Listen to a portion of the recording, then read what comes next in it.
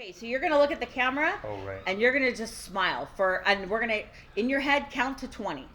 Count one? Count to 20, but in your head, just and do I say smile. 20? No, you're just gonna smile at the camera for a little bit. Okay, go. So I got to count 20 silently? Yeah, and just smile at the camera, That's a big challenge. like you're smiling at me. All right. What is the word that describes Seamus? Outreaching. Sincere. Jovial. Fun. 6, 7, 8, 9, 10. Reverent. Compassion. Humble. Devoted. Wonderful. Warm. 11, 12, 13, 14, 15, 16. That's 20. Father Seamus is the one who wanted this to be a community from the very beginning. He was always there for everybody. He was a holy man, and we all knew him as a holy man. The community of San Antonio is Father Seamus. Oh gosh, very hard for one word. Pastoral. Shepherd. Loving. Loving. Loving. Love. Love. He loved us all.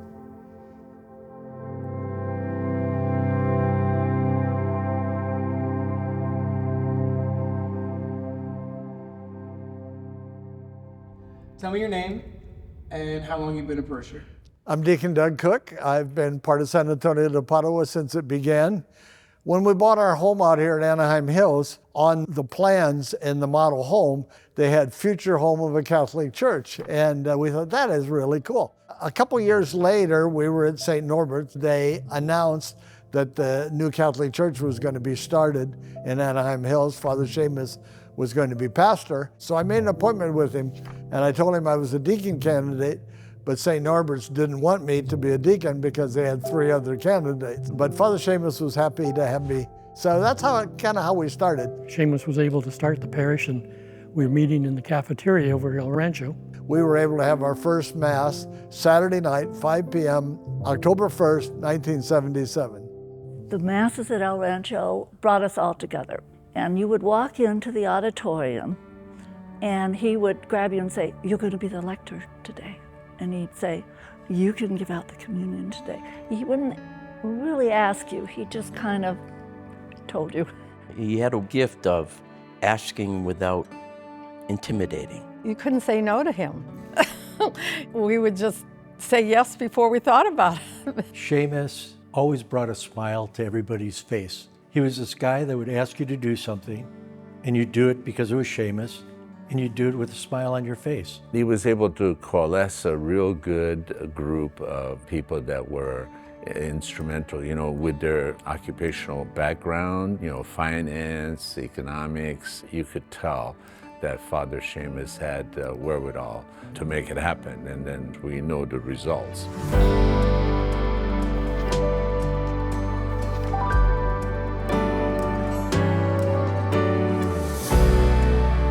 This is our home. Father Seamus raised us all. He got this community just like all one family. He truly was a shepherd of the flock. He was a hands-on person. He made this parish the warm and loving parish it is.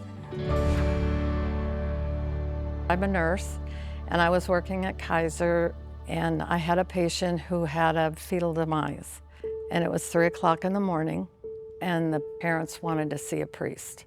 Our church was St. Norbert's, so I called there, and the priest said they couldn't come till morning. Well, that couple needed somebody now. So I called Father Seamus, who at that time answered calls 24/7, and I told him the situation.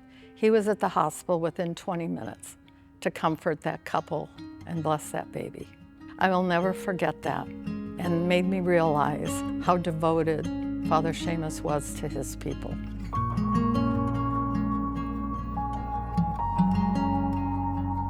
Everybody wanted him for their wedding or their baptism, or everybody requested him because he's just so wonderful. They wanted him for their funerals. They wanted him to always be there because they knew he truly cared. In 1990, our 8-year-old suddenly got leukemia, and Father Seamus, of course, was very supportive. He went to see her last day, and she was, of course, in a coma, and he said, "Christina, when you get to heaven, you tell my sister hello." And then when the Mother Cabrini statue was going to be put up, he said, "Linda, can we use Christina?" I thought, my goodness, that would be wonderful. So I gathered the pictures up, and he sent them off to Rome, and they looked at the pictures, and they designed the statues to look like our children. He showed servant leadership. He was there for his community, for the parish. He was a servant of doing what he needed to help the people. And the best blessing of all is he would call me every year at 1990 on her April birthday and her May passing. Well, I don't know how he did it. I'll miss his calls. Okay. We're not starting again. No. Okay. You're good. Ready? So now you're just going to say thank you. Oh, thank you for something. Oh, no. Let's do that again. He makes you laugh. And there's a humility in it, but it's funny. He's an Irishman to the core.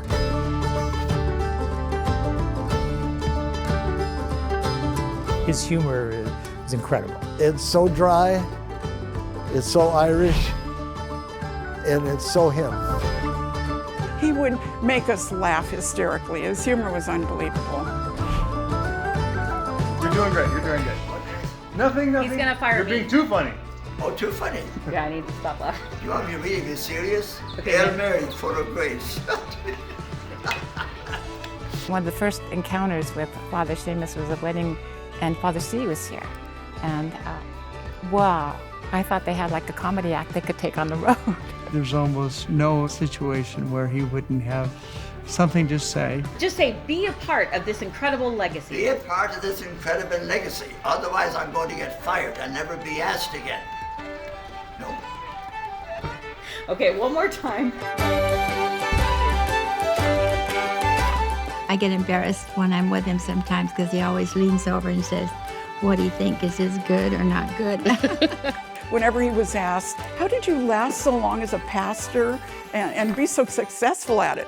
His response was, "I stayed away from the bishops." He usually ends a conversation with something funny, and he jabs you with his cane. It was like a badge of honor. It was like being knighted. And let me tell you, I got welts from him. I still have the scars from the stick.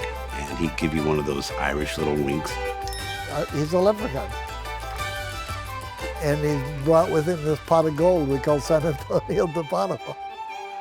I had hardly recognized myself, so I asked the lady who does my hair, what about getting it colored? And she said, when I tell you the price, knowing you as I do, you're going to change your mind. Father Seamus and I got along really well. I think a lot was because I didn't take a salary, which really pleased him. Some might say frugality, but I would like to say stewardship. When it came to things, he was very cheap. I had made the mistake of having the air on 5 minutes too soon. He stormed up to me and he said, "Why is the air on?" It was 10 of 3. And I said, "We're starting the baptism, the church is full." He says, "We do not turn the air on before 5 of 3.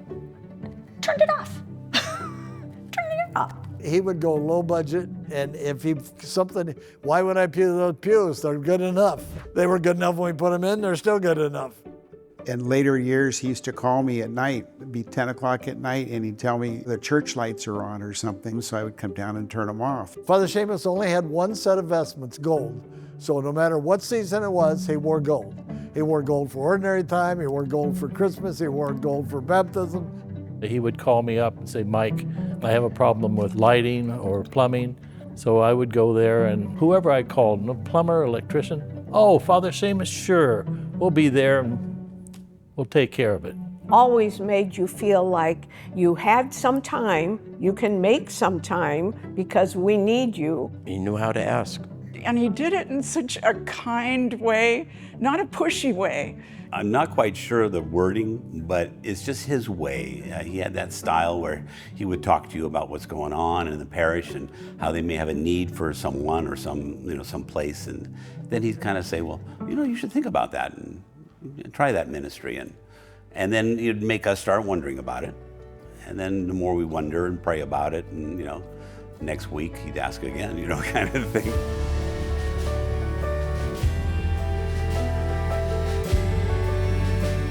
And that's building community. That's generating and igniting that flame of excitement and engagement. And that is what he did. He put a lot of trust in the people. I think that the thing that I remember most is the Seamus factor of building the church. They say that the church is only a building, but the church is actually the people. And Seamus was the guy who was this young, enthusiastic priest who could get people to do things they didn't know what they wanted to do and smile all the way through whatever they were doing. I can say it's quite exceptional when you can be both an excellent administrator and an excellent shepherd, and he totally was. So when it came to things, he did not like to spend money, but when it came to people, he's one of the most generous men I've ever met. Okay, so we're gonna try it again. I'm Father Seamus, but you have to smile because you're happy you're Father Seamus. Don't slip, guys. Watch yourself. They'll fall. Okay, I'm the founding pastor of St. Francis of Assisi School, and I'm very proud of it. I'm not smiling, though. I know one of his proudest accomplishments was forming the tri-parish of San Antonio, St. Martin's, and Santa Clara, and raising the money to start a Catholic grammar school. Very instrumental in starting the school because he felt it was very important. When did you decide to be the mission of the school? Well, I would say to bring them up to be the apostles of future Peel. Can you say a full, Father Seamus, can you Pardon say- me? Can you say it in a full sentence, like the primary mission of the school is? Full sentence. Did you hear what you said? Yes, I did. And I wanted to form Catholic homes where they really practice the faith, because not everybody. No, Father Seamus, I need you to say the primary mission of St. Francis was, and then complete the thought. The primary mission of St. Francis was, forget her. Okay? Oh, now you have to start over. The primary mission of St. Francis was to increase and to embellish the faith that they're already teaching the kids at home. And I guess was to make them apostles to go out in the future as they've done and spread the gospel as best they could by the way they live their lives. His heart was in Catholic education, both here within his own parish as well as the school. Where's Raoul? Does he ever work and clean this place? Oh, don't record that. Oh, is that being recorded? It was our wedding anniversary, and the phone rang. It was Father Seamus. Hello, Elaine. How are you? Happy anniversary. Speechless. If you know how many parishioners we have in our parish, how many people, how many friends, why did he remember us? The amazing thing about him was he always knew everybody's name. It was a personal connection immediately. He knew our names within 2 weeks. I can't believe it. A person can remember that much stuff, you know. Here he is, an older gentleman, and he'd go to my granddaughters and know who they were, who their parents were, knew who their grandparents were. You know, he would call you by name when he gave you the Eucharist. To me, it was like, wow. And I'm sure I was one of many that was called by name because that's who he was. I would be surprised if he couldn't tell you all of those first children he baptized and the first communions. And whenever he saw them as they grew, he would know them and he would have conversations with them, especially when kids went off to college and he'd come back and he knew who they were and were interested in what they were doing. I don't know how he did it, but I wish I had that ability. I mean, he could have been a politician. Perfect. He'd remember everybody's name. In 1956, I was in the 8th grade at Our Lady of Loretto Grammar School in downtown Los Angeles, and we had a new pastor, and it was Father Seamus. And I was only there 1 year with him, but he immediately lit up the parish with his presence. And I moved on to high school, college, and United States Army. And by the time I came back, he had moved to Orange County. When I got out of the service, ultimately we ended up in a home in Anaheim Hills. And I was working in the yard. We'd just moved in. It was a couple weeks of moving into the home, and Father Seamus walks up. And I hadn't seen him in a long, long time. And he said, "Hi, Frank." And I said, "Oh, Father Seamus, what are you doing?" And he says, "Oh, I came here to see you." And he said, "I welcome you to come back to San Antonio Church." And I did.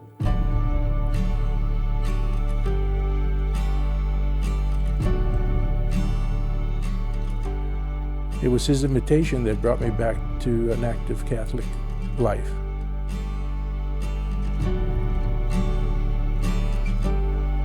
I was not a Catholic when I came here. I'd been to 2 or 3 other churches, and the priest didn't seem to have much time. And I told him that. And he said, "Well, we don't have an RCIA, but I will take you under my wing and I will teach you what you need to know to be confirmed." And we met every Tuesday up at the rectory for about an hour and a half. And the following Easter vigil, I was confirmed. And I've been a pretty happy Catholic ever since. One of the great things Father has done with this parish is create the desire for vocations. Our son is a priest, grew up here, and became a part of this group because of Father Seamus. Father Tim Donovan, he was ordained a year earlier. It was kind of crazy that Father Seamus would sign the papers to let a 19-year-old become a youth minister of like 15 and 16-year-olds. I says, "What are you doing, right? Who said yes to this?" And as I was reflecting on that, I was just reminded that if that didn't happen, I wouldn't be standing here today. That I wouldn't be a priest today without his example. And not just the priests. There were so many, and are so many, of the then youth who are very involved. We're talking about teachers, youth ministers, principals, and these are all people who were here. All 4 of our kids, I think he's had a huge impact on their Catholicism and just grounded us all. I had so many people come up to me and go, "If there were more Catholic priests like this, I would have been a Catholic a long time ago." I'm full of gratitude. I am thankful to God for the privilege. I ask His forgiveness for things that should not have been done. But I also offer a prayer of thank you. And that is thank you to all of you, because the miracle that was performed was that in 2.5 years, this church was built. That's a tremendous, I think, compliment to the parish, that all in that time we could raise the money. And of course, I asked what you gave. I think Father Seamus's legacy is going to be the fact that he built a loving community. The legacy is that that man built this parish. But again, I said thank you to God for that, as I do for all of you. Your friendship, which I still enjoy, means a lot to me. And I guess it's time for me to stop. I've said enough. My final message to Father Seamus would be, thank you. You gave so much. I don't know if I can thank you enough. What a wonderful priest. What a wonderful friend. Thank you for the years of taking care of us. You've made me a better person and a better Catholic. God bless you, Father. God bless you, Father.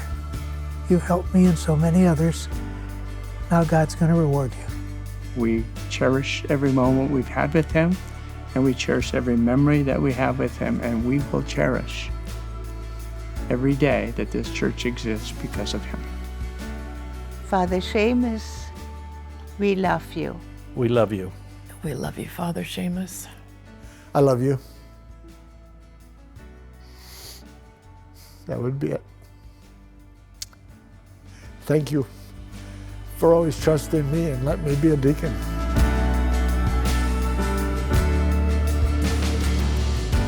When you're up in that section of heaven that's reserved for Irishmen, and you're looking down, you will be eternally proud of what you did.